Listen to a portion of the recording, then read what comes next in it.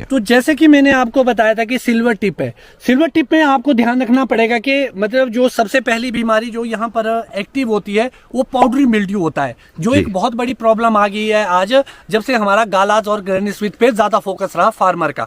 तो जो silver tip है हमारी, उसके ऊपर हम क्या ऐसी स्प्रे करते हैं, जो नॉनी का स्प्रे शेड्यूल है उसके अनुसार 2 दिन के 2 डब्बे लगभग 200 ग्राम को आप 200 लीटर पानी में घोल के आप स्प्रे करेंगे।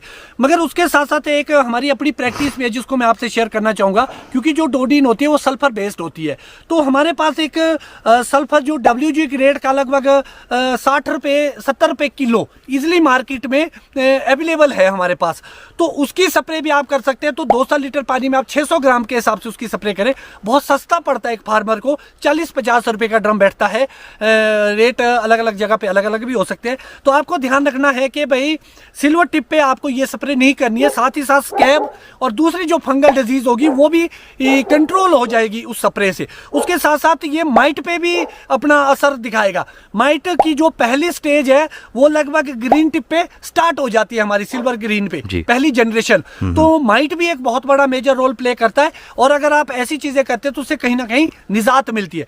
उसके बाद सेकेंड स्टेज पे जब आप ग्रीन टिप पे आते हैं तो होता क्या जी, जो हमारा बगीचा है हाई डेंसिटी को छोड़ के उसमें हमारी सिल्वर और ग्रीन लगभग सेम में आती है। कहीं पर ग्रीन होगी जहां पर सिल्वर होगी, तो आपको इस पे सेम स्प्रे शेड्यूल रखना है। कुछ लोग ये सोचेंगे कि लेट तो नहीं हो गया मैं सल्फर की स्प्रे करने के लिए, तो आप बिल्कुल भी लेट नहीं है। आप ग्रीन टिप से लेकर सिल्वर टिप से लेकर ग्रीन टिप के बीच में इसको अप्लाई कर सकते हैं। उसके बाद नेक्स्ट फेज में हमारे पास आता है 1/2 इंच ग्रीन।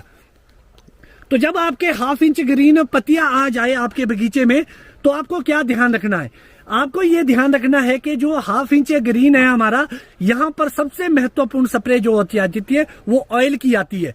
ऑयल में आपको हॉर्टिकल्चर मिनरल ऑयल, जिसको आप HMO के नाम से, SO समर ऑयल के नाम से जानते हैं, यहाँ पर आपको TSO बिल्कुल भी नहीं करना है। ट्री स्प्रे ऑयल, क्योंकि ये विंटर ऑयल होता है, ये समर ऑयल नहीं होता है, इसलिए आपको SO HMO इसको आप ऑल सीजन ऑयल को आप 1/2 इंच ग्रीन पे डालेंगे। उसका सबसे बड़ा कारण क्या होता है कि हमारी एक तो सेंजो स्केल को टारगेट करना होता है हमें, और वो भी अभी एक्टिव होती है सेंजो स्केल। और उसके साथ साथ दूसरी होती है हमारी माइट।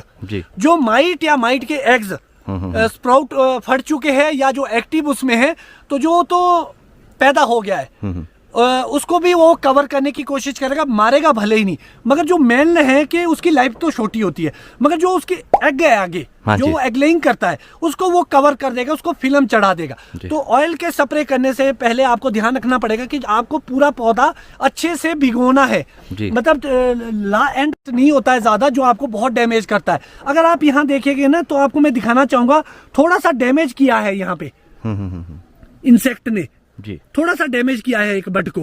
तो अगर आप इसमें ओवरऑल देखेंगे इस पूरे प्लांट में, तो मुझे एक जगह पे इंसेक्ट दिखा इसमें जिसने इसको डैमेज किया है स्टार्टिंग में, इसके बाद ये डैमेज नहीं करता है। तो हम क्या करते हैं कि थोड़ी सी प्रॉब्लम देख के हम इंसेक्टिसाइड का इस्तेमाल करते हैं, जो एक घातक चीज होती है। उससे हमारे सबसे बड़ा जो फर्क पड़ता है, जो हमारे प्रेडिटर्स है, मित्र कीट है हमारे इन्वायरमेंट में, वो सारे मर जाते हैं। तो इससे क्या हो जाएगा कि आगे जो आपकी डिजीज होगी वो कंट्रोल नहीं होगी इंसेक्ट से रिलेटेड।